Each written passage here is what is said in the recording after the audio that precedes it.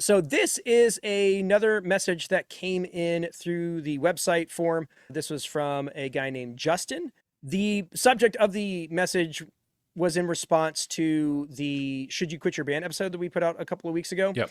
And it contained a lot of personal details. Again, we're going to be intentionally vague. And I just want to kind of throw it out that some of the stuff in that message is very much outside of our purview. And it's always important that when things are going on in your personal life, you might want to seek professional help for things when it seems like bigger things are going on. Yeah, I'll But just point out one thing just as a personal response to yep. Justin. The insight that the tension might be coming from you is an insight I've had before in bands. Oh, for sure. And it's a piece of self-awareness that's really great to note. And so, that gives you the opportunity to either continue to be that problem now that you are, or do something about it. And so I leave that in your hands. But there's two main parts of his message that I think are really great topics to dig into.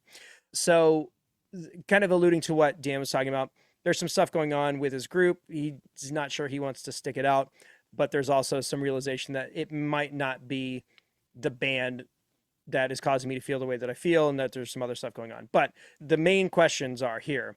As professional musicians with families and lives, how do you juggle your passion versus your obligation and not lose the love for the music you're creating? I'm not talking about finding joy in what a song does to a room necessarily.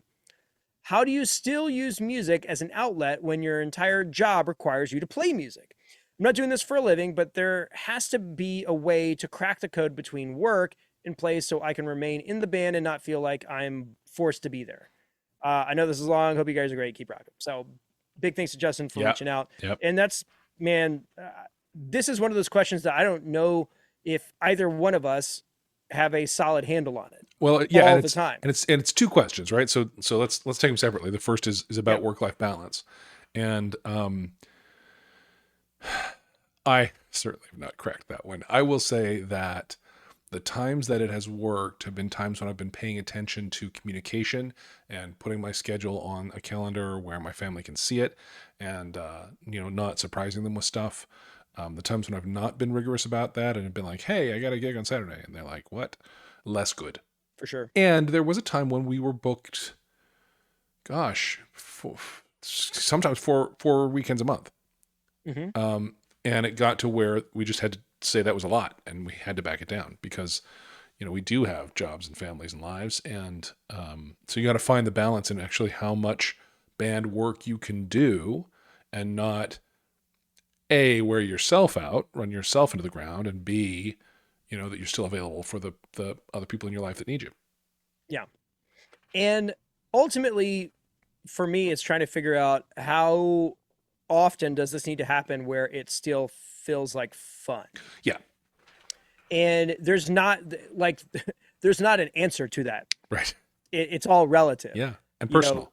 Yeah, totally. Like this month, we're looking at, I think, currently 3 confirmed shows. Next month is about the same. But up to this point, gigging has been a bit sparse. And it is currently at a frequency where I am looking forward to these gigs as they come up and not necessarily dreading them. And I'm also looking at my current operation to figure out ways of reducing friction. And currently that revolves around like systematic stuff.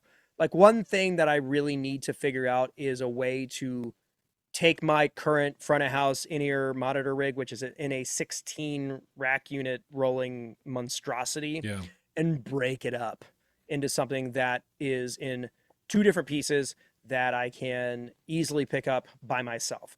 Like that's the main thing, is that one piece of gear is the only thing that I can't navigate without another person. Yeah. And it's not always ideal for that. And so I want to be able to put it into 2 separate racks. I think I've got the solution figured out on how to connect them and all of that stuff. And that's going to be a project I hope to get finished by the end of the summer, as more work's coming in. I have a little discretionary income for that kind of process. And of course, anything that I decommission can be sold to recoup the expenses on that for sure project as well. So But yeah, ultimately that's what it is. It's a matter of finding ways to make sure that it's fun. And there can be a lot of factors there. But ultimately, I think Dan made a great point with it's got a lot to do with communication with the people in your orbit, because ultimately they're the people you answer to. And if that's a point of stress, communication is the thing that is going to soften that situation Yeah. ultimately. Yeah, and not just family, by the way. When I got hired into my current job, I had a standing weekly acoustic gig on Tuesday nights that started while, technically the company I was working for was in California, and so technically I was starting to this gig's downbeat was before the end of business hours, and I told my boss in the interview, look, Tuesday nights Eastern time, I'm booked, won't be available, and she went way out of her way to make sure like nothing was gonna be demand, no, there would be no demands on me at that time, and I'd always be free for it. But again, that only happened because I wasn't shy about saying, look, here's the reality of this thing that I care about and I do in my life, and I have these commitments to it. And so it's everybody. It's not just keep the wife happy. It's keep everybody Yeah. happy. And then I think the other big chunk of it is the how does this become a creative outlet and not feel like a job? Yeah. Yeah. I knew a guy who was really into model trains, had a whole big Hmm. room in his house for it, and loved it. Was big committed to it. And then he opened a business around sourcing model train parts for other hobbyists, and it was a grind and a misery, and it killed his love for trains within about 6 months. So there really is something about this passion that I have when I turn it into a business. Well, suddenly there are new demands on it, new demands on Hmm. me, obligations that I gotta fulfill, and there's a P&L at the end of the day that I gotta satisfy, and that's never been, by definition, that's not part of a hobby. So I'm like, I have a lot of freedom in that part. I can just spend as much money as I want on it. So the question is like, how do I have this be my whole gig and still love the music of it? And I've never been a full timer, but you have. Yeah, I have. Yeah. And I will say that I don't know if I necessarily dreaded playing when I was full time, but it definitely put a different level of pressure Hmm. on those gigs because they needed to be successful in a way that didn't necessarily align with any other, I guess, KPIs. I don't know if as far as like a good terminology, like a gig was successful if tips were good, but it didn't matter if I was in the right headspace or any of the other things that happened Yeah. or that kind of thing. Yeah.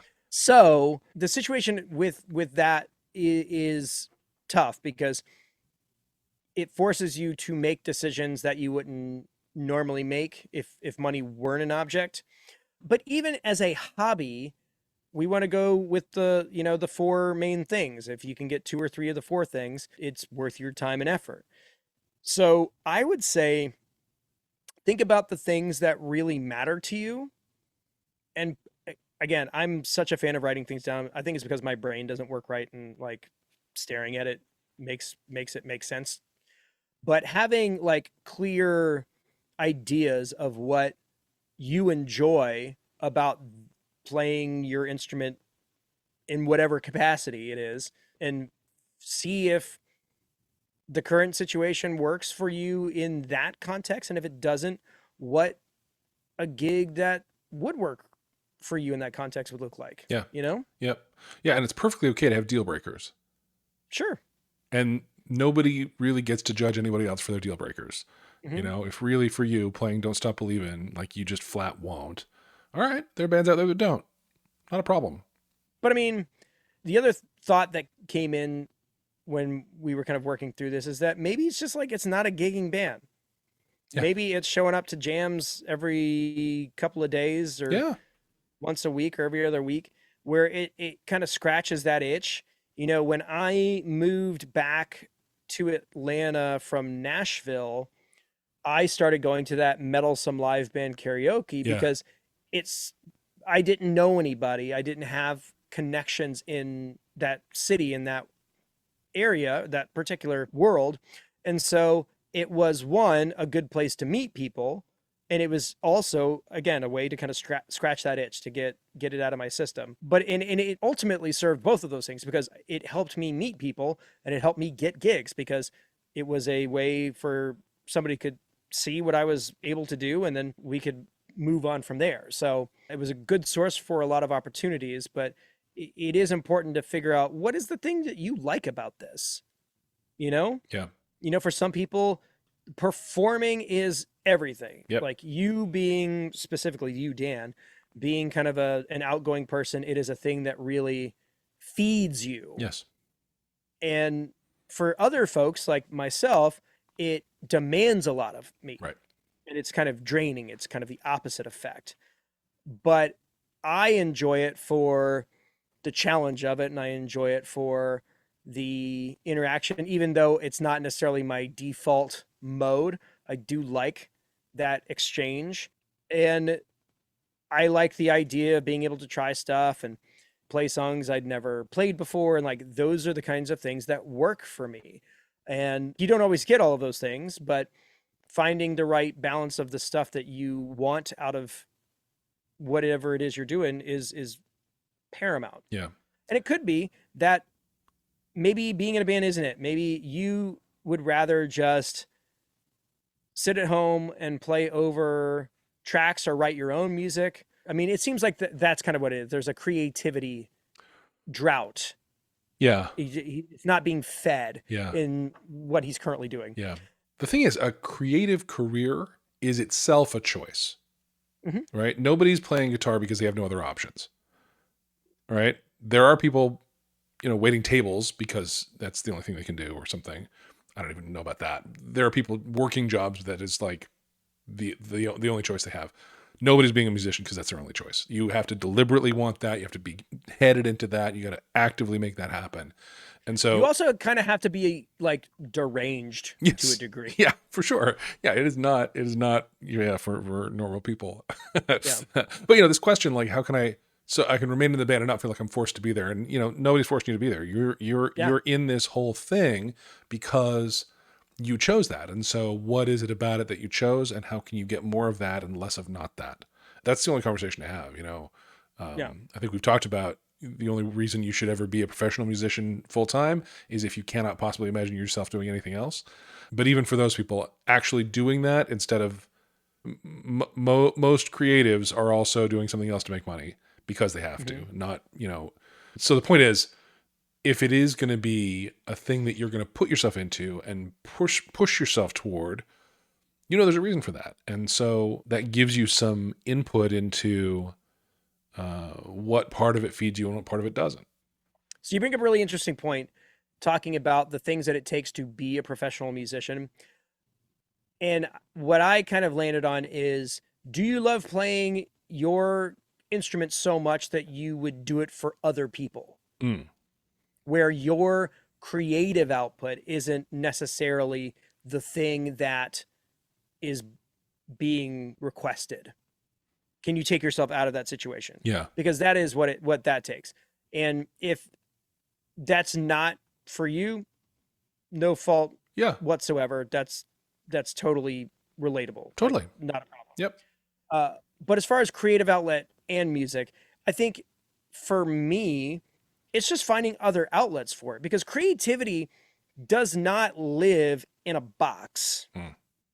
It's everywhere, and it can be used in everything that you do. In my 20s was very much locked in on the idea that I had to make music. It was the thing that fulfilled me creatively. But it was also a thing that I didn't always like sharing and wasn't necessarily for other people. And so when my whole original band stardom path kind of fell apart, I found other avenues for it. And some of that was I started writing.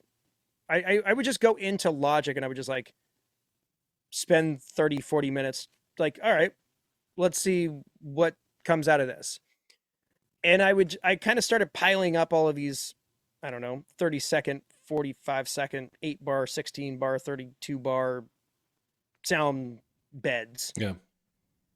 And it also became apparent that like people could use that kind of stuff. And so I actually started I started composing for film and commercial work, just because in the office that Amber worked at, there was a video production company and they were looking for those kinds of things. And this was before Jingle Punks, Yeah. was a thing where you could literally just buy a subscription and have unlimited resources like that. But it was a creative outlet and it was a thing that wasn't necessarily externally validating, but it was at the time lucrative and a way to kind of work through that. This podcast has been a creative outlet. Yeah. Getting into video work has been a creative outlet. There's so many things that you can use to flex that muscle that may not necessarily involve what you think has to be the thing that you use to express your creativity. Yeah. Yeah. I mean, actually, the thing about creativity is if you already know it, it's not creativity. Yep. Right. It's creating something out of nothing. Yeah. It's like, and you know you've been creative when you go, oh, look at that. honestly, like right now, the thing that does that for me is graphic design. Cool. Because like sometimes I make the thumbnails for all of the episodes, and sometimes you throw some together and it's quick. But other times, like, oh, I want to do that thing where you're like, it kind of looks like this, whatever, and then you have to go and Google it and figure out how to make that happen. And all the tutorials are in Photoshop, and you don't have Photoshop, you're using Pixelmator. And so you have to figure out the parallel of that in their menu commands and stuff. And it like, I have a lot of fun just making logos and goofing off in there. And I think that's okay. I think as you go through life and mature and experience new things, like that can change. And I think that's the hardest thing. I think it's just being willing to admit that this thing that worked for me isn't working for me anymore. Yeah. I think that's tough. Yeah. It's just kind of getting over it or mourning or whatever. Well, it's the Like, comfort. It's the comfort of the known, and it is absolutely the enemy of creativity. totally. So in your particular situation, Justin, I think this is probably threefold because we need to figure out what's going on outside of the context of the band that's causing stress and things. Get that sorted. I think that's ultimately the first thing, and it could potentially solve the other two. Yeah. But in the meantime, write down the things that you need out of a project in order to feel fulfilled, and see how many of those work in your current situation. And if they don't work, leave. You aren't being forced to be there. Yeah. So don't feel like you are. And also, don't be upset if you don't crack the code, because we've been doing this for a long time and we haven't figured it out either. Yeah. What typically happens, and I feel like this is another kind of thing with creative work, it's just it ebbs and flows. Right. There's going to be times when you're really invested in the work and it means so much to you, and you feel like you're operating at such a high level. And there's other times where it's just like, I'm hitting a wall. I'm never going to get out of this. Nothing has ever been as bad as this is right now.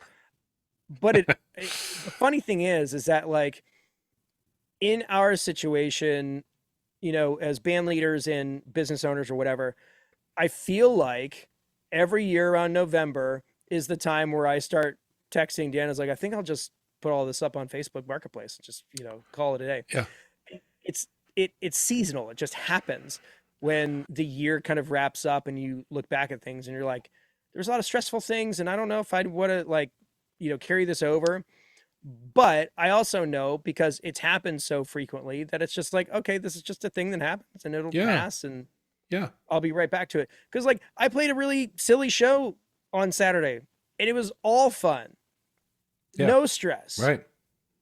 And it was great. Like the worst thing that happened to me at that gig is that I was wearing a shirt that was referencing the Adventures of Pete and Pete, and none of the people at the party knew who Pete and Pete were. That's it. Yeah. Everything else was great. That's not that didn't hurt, I'm sure, but yeah, I was like, oh, so yeah, I am old. Yeah. Okay. Right. Thank you. Yeah. Because I was like, Iggy Pop was on it. They're like, who? I was like, oh my God. Oh, no. I can't do this. So, Justin, I hope that helps, man. Like, figure out what works for you in kind of being pragmatic in the reality of the situation is just think about what the next right thing for you to do There you is. go. That's like my mantra. Like anytime I have found myself in a situation where it's like, man, I really stepped in it and I don't know how to like fix the whole thing. The one thing I can decide is what's the next right thing to do. Right. It typically is the least painful of all of the like painful choices, but it does get the ball rolling. So hope that helps. Yep. If you have any questions that you would like us to dig into, let us know, coverbandconfidential@gmail.com, or fill out the form. You can just go to coverbandconfidential.com and hit the contact button. That has been a very big source of Yeah.